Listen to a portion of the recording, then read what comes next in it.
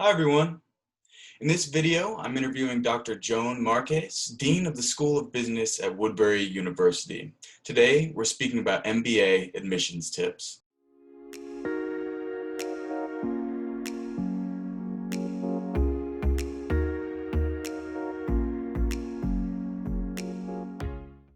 Dr. Marques, thanks so much for joining.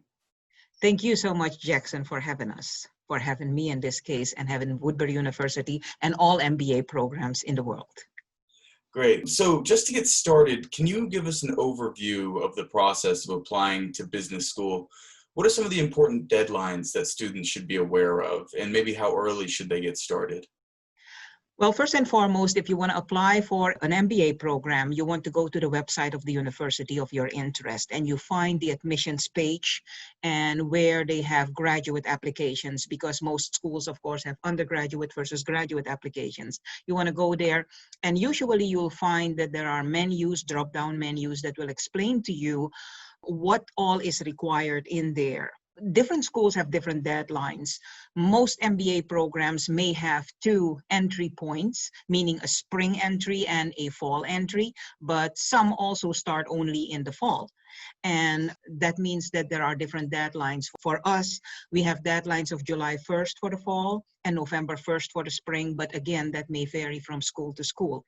In your application process, you want to make sure that you don't only submit your transcripts from other schools, but you also will probably need to submit letters of recommendation. In our case, we require 3 letters of recommendation, but that again may vary. And make sure that your letters of recommendation come from people that can highlight you from different angles of your life. You will also need an essay. That will be a 1 to 2 page story of yourself. Maybe we can go into that a little bit more later. There are other things that you will need, such as your professional resume. Make sure that everything is addressed well there and that it has been proofread and proof reviewed.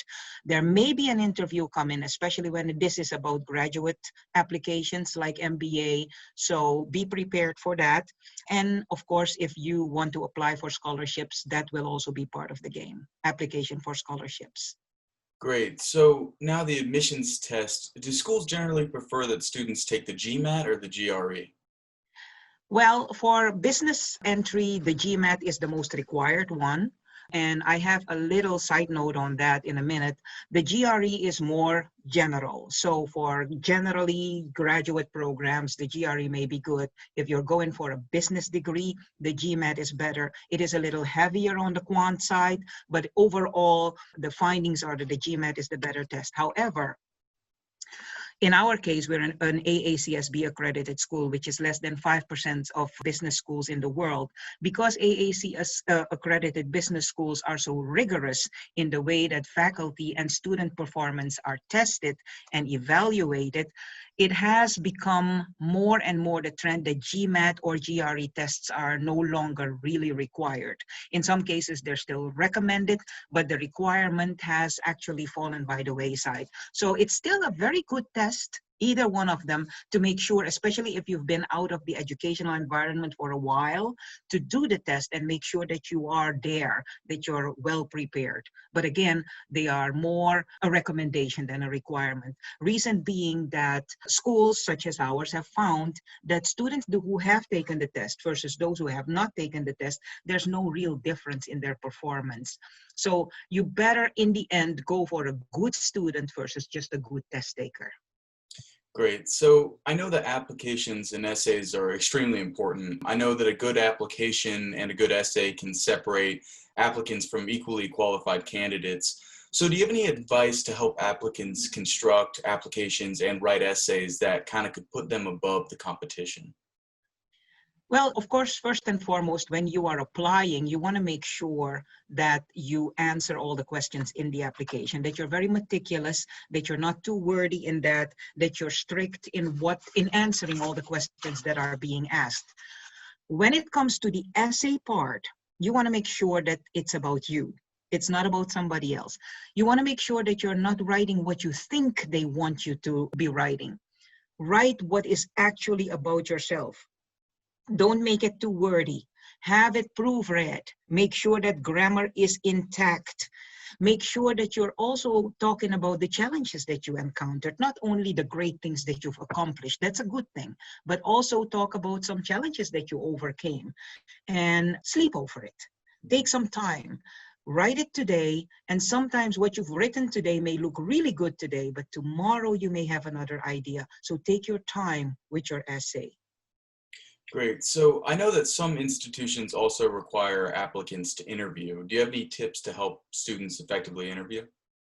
As for the interview part, I would say very much the same major rule goes as with the essay: be yourself, but also make sure, especially now, it's a virtual world, that your background, if you're interviewing virtually, is a representable one. Fortunately, these days, we have virtual backgrounds, so make sure that you have one that is not screaming, but that is a little neutral.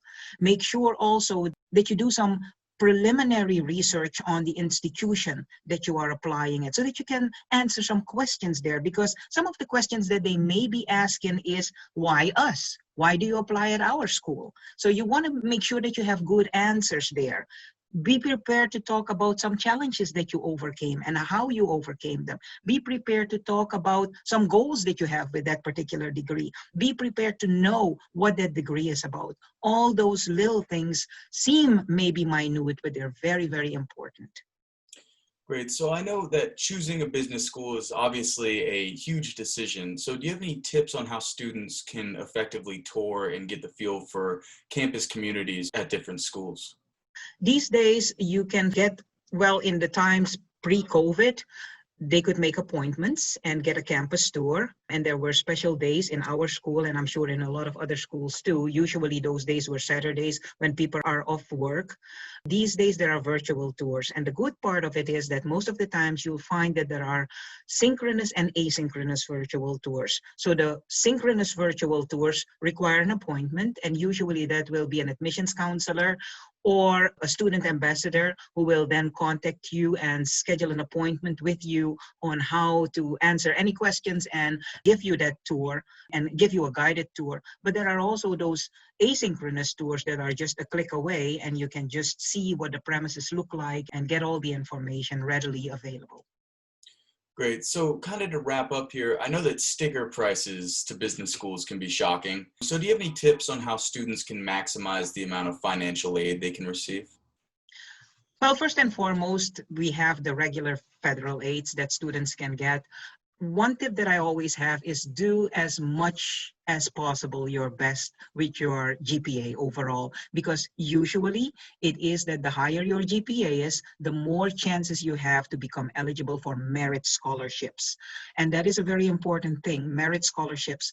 So that is one of the things that come from the schools. But aside from that, there are organizations such as the USA Grant Applications website, for instance, where you can find different ways to apply for different scholarships. Don't underestimate the fact that if you just question, what group do I belong to? Am I one of the people that might be eligible for a social justice scholarship or a minority scholarship or whatever? You can always find all kinds of supplementary scholarships aside from what the schools offer you. Take advantage of them, use them. Great. Well, thank you again for joining us today. Thank you so much for having us. If you like this video, please give it a thumbs up. And for more interviews like this, please subscribe. Have a great day, everyone.